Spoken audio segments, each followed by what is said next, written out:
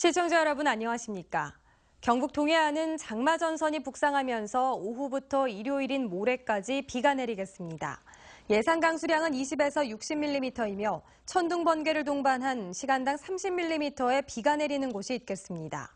오늘 낮 최고 기온은 울진 25도, 그 외 지역은 30도에서 33도 분포를 보였고 내일은 오늘보다 2, 3도 정도 높겠습니다. 해상의 물결은 0.5에서 2m로 높지는 않겠습니다. 포항의 한 중증장애인 거주시설의 지하수에서 석회석과 흙탕물이 나와 식수난을 겪고 있습니다. 급한 대로 소방서에서 공급해주는 물에 의존하고 있지만 중증장애인들의 건강 악화가 우려되고 있는 실정입니다. 박상환 기자가 보도합니다. 포항의 한 중증장애인 거주시설. 지하수를 받아 냄비에 끓이고 나니 흰색 가루가 남아 있습니다. 마치 하얀 분필가루 같은 이 가루는 석회석, 그리고 갈색의 흙가루도 함께 나타납니다. 지하수를 먹는 물로 사용하는 이 시설에서는 얼마 전부터 석회석 가루가 섞여 나와 몸이 허약한 중증장애인들의 건강 악화가 우려되고 있는 실정입니다. 스스로 대소변 관리도 안 되시고 또 음식물 같은 것들도 많이 묻히시고 하다 보니까 매일같이 세탁물을 나오는데 세탁기에 이렇게 물을 받다 보면 물 색깔 자체가 노랗게 이렇게 누런 모습이 보이고. 경상북도 보건환경연구원의 수질 검사 결과 탁도가 기준치의 2배가 넘게 나타났습니다. 최근 가뭄까지 이어지면서 물의 탁도는 더 높아졌고 정수기를 이용해도 소용이 없어 결국 급한 대로 소방서의 도움을 받고 있습니다. 하루 2번 10여 톤의 생활용수를 공급받고 생수를 구입해 식수로 활용하고 있지만 턱없이 부족한 실정입니다. 이에 대해 포항시 등 행정당국에 지하수 수질 개선 등을 요구했지만 되돌아온 답변은 자부담으로 상수도를 설치하라는 의견뿐이었습니다. 지금 저희 시설에서 1억 8천만 원 정도가 되는 금액을 부담할 수 있는 여력이 전혀 없습니다. 그런 상황에서 저희가 시청에 대책을 여러 가지로 대책을 세워줄 것을 말씀을 드렸지만 상수도 원인자 자부담이란 시 조례가 있지만 다른 지자체에서는 장애인 시설이나 저소득층을 상대로 한 지원 사업을 펼친 사례가 있는 만큼 결국 시의 의지로 보여집니다. 행정당국이 원칙만 내세우는 사이 중증장애인 거주시설에서 생활하는 장애인과 생활교사, 봉사자들의 고통은 계속되고 있습니다. MBC 뉴스 박상환입니다. 형산강 수은오염 사태에 대한 시민들의 관심이 높지만 정작 이를 수습하기 위해 구성된 형산강 민관환경협의회는 활동에 소극적이라는 비판이 나옵니다. 포항시에 따르면 형산강 민관환경협의회는 지난 3월 2일 3차 회의를 개최한 이후 지금까지 4개월 넘도록 회의를 열지 않고 있고 지난달 초 일본 미나마타를 방문한 뒤 한 달이 다 되도록 관련 보고서조차 내지 않아 사실상 개점 휴업 상태라는 지적입니다. 포항시는 4차 회의 계획이 아직 잡히지 않았고 회의 계획에 대한 별도의 운영 규정은 없다고 밝혔습니다.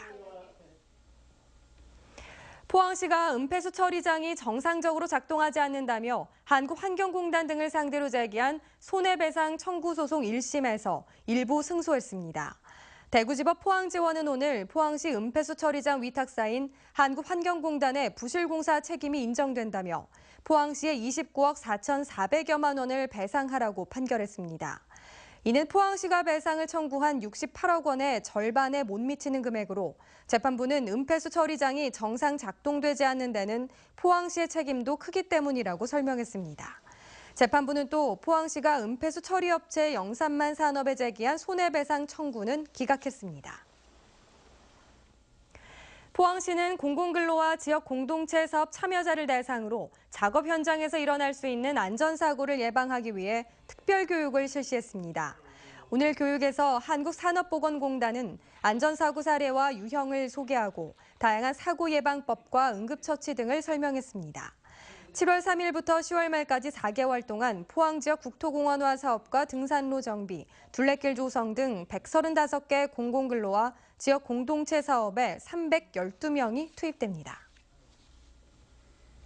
S포항병원은 오늘 새 병원 개원 기념 심포지엄을 열고 전국의 저명한 신경외과, 영상의학과 교수들을 초청해 학술 교류를 열었습니다.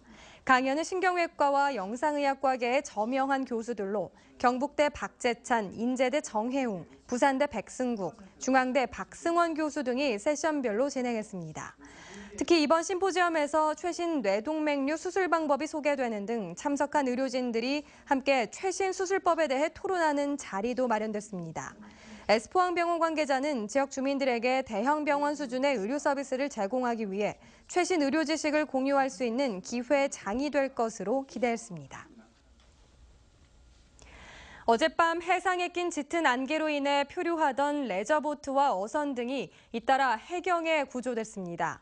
어제 오후 7시 45분쯤 영덕군 축산면 축산항으로 들어오려던 속초 선적의 57톤 어선이 짙은 안개로 입항하지 못하고 선회하며 좌초 위험에 있다가 해경에 구조됐으며 이에 앞선 7시 반쯤에는 울진군 후포면 금음한 북동쪽 500m 해상에서 15마력의 레저보트를 타던 33살 배모 씨 등 2명이 짙은 안개로 방향을 잃고 표류하다 해경에 구조됐습니다. 포항시는 지난 6월 처음 개최한 해병대 문화축제의 문제점을 찾아 더 나은 행사로 만들기 위한 평가 보고회를 가졌습니다. 대구대 관광축제연구소장 서철현 교수는 군장비 탑승과 무술 시범으로 해병대 문화를 체험하는 기회를 제공했고 해병대원들에게는 군 생활의 고향격인 포항을 재방문해 포항시와 해병대가 상생하는 계기가 됐다고 평가했습니다. 하지만 주 행사장인 해돋글린공원이 축제 전용 공간이 아니어서 불편했고 단순히 호국보훈의 달이라는 이유로 6월에 개최하기보다는 기온 등을 고려할 필요가 있다고 지적했습니다. 경북의 산사태 취약 지역이 전국에서 가장 많은 것으로 분석됐습니다. 산림청이 지난해 말 기준 자료로 파악한 경북의 산사태 취약 지역은 3,700여 곳으로 전국에서 가장 많고 강원과 전남이 그 뒤를 이었습니다. 특히 경북은 산사태 집중관리 대상 지역도 840여 곳으로 전국 시도 가운데 가장 많습니다.